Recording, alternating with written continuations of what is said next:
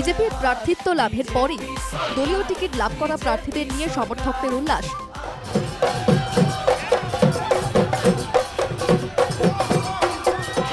আবির খেলে মিষ্টিমুখ করিয়ে উষ্ণ অভ্যর্থনা। বিভিন্ন প্রান্তে প্রার্থীদের নিয়ে সমর্থকদের বিশাল মিছিল।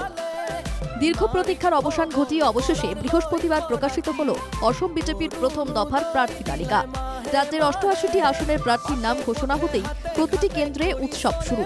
কোথাও আতশবাজি ফাটিয়ে, কোথাও মিষ্টি বিতরণ করে বিজেপি কর্মী ও সমর্থকদের উচ্ছ্বাসে উত্তাল এখন অসম। চর্চা অনুসারেই বিহপুরিয়ায় টিকিট পেলেন নতুন বিজেপি নেতা ভূপেন বরা। অমিয় ভূঁইয়ার হাত থেকে টিকিট কেড়ে নিয়ে এখন বিহপুরিয়ায় রণক্ষেত্রে নামতে প্রস্তুত তিনি। প্রার্থী হিসেবে নাম ঘোষণা হতেই ভোগপুরের বাসগৃহে ভিড় জমান শতাধিক সমর্থক।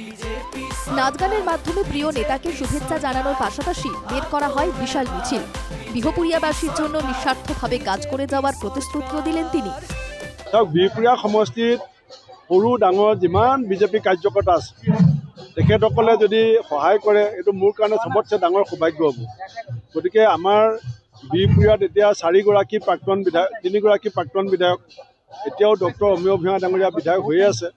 গতিকে মই বৰদেউতাকো লগ পাইছোঁ, আমাৰ বাকী কেশৰাম বৰা ককাইদেউকো লগ পাইছোঁ, দেৱানন্দ হাজৰিকা ককাইদেউ আৰু অমিয় ভূঁইয়া ডাঙৰীয়াক মই লগ পাবলৈ এইকেইদিনতে চেষ্টা কৰিম। আৰু তেওঁলোকৰ লগতে প্ৰতিগৰাকী কাৰ্যকৰ্তা সকলোৰে মই সহায় ভিক্ষা কৰিছোঁ।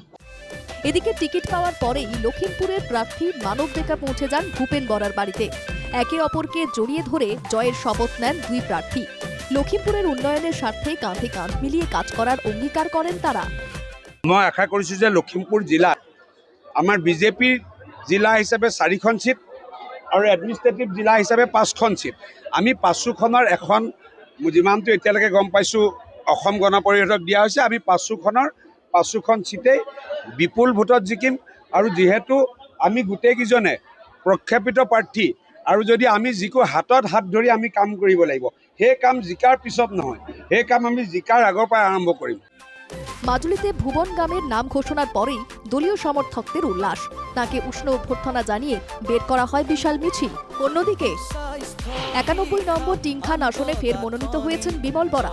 টিকিট পাওয়ার পর আত্মবিশ্বাসী বিমল বরা কর্মীদের সাথে মেতে ওঠেন উৎসবে। বাদ যায়নি রঙিয়াও। সেখানে টানা তৃতীয়বার টিকিট পাওয়ায় ভবেশ কলিতাকে বিপুল সম্বর্ধনা জানায় সমর্থকরা। আতশবাজি পুড়িয়ে মিষ্টিমুখ করে কলিতার বাড়িতে সমর্থকদের ভিড়। এবারের নির্বাচনে 50,000-এরও বেশি ভোটে জয়ের আশা ভবেশ কলিতার।